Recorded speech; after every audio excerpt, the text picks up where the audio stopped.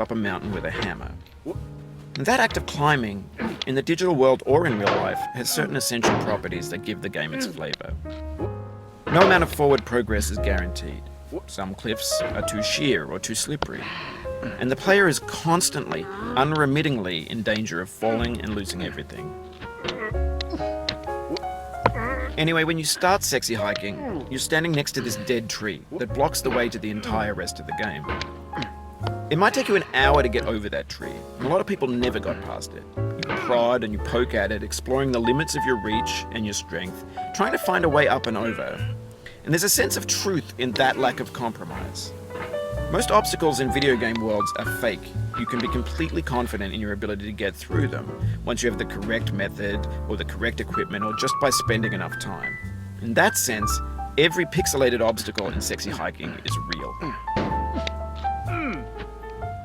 The obstacles in sexy hiking are unyielding, and that makes the game uniquely frustrating. But I'm not sure Jazzuo intended to make a frustrating game. The frustration is just essential to the act of climbing, and it's authentic to the process of building a game about climbing. A funny thing happened to me as I was building this mountain.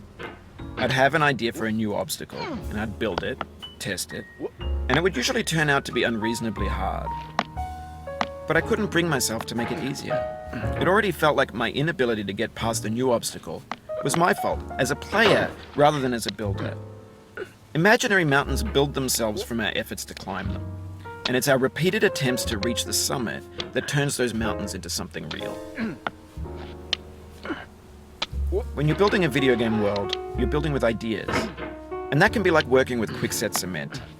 You mold your ideas into a certain shape that can be played with, and in the process of playing with them, they begin to harden and set until they're immutable, like rock. And at that point, you can't change the world. Not without breaking it into pieces and starting fresh with new ideas.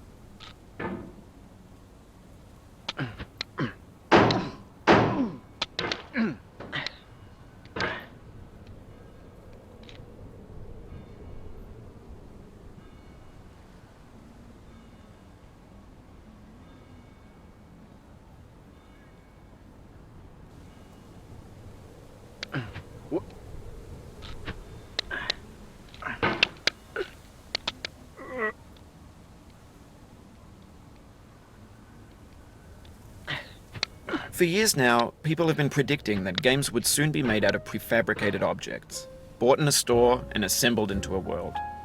And for the most part, that hasn't happened, because the objects in the stores are trash,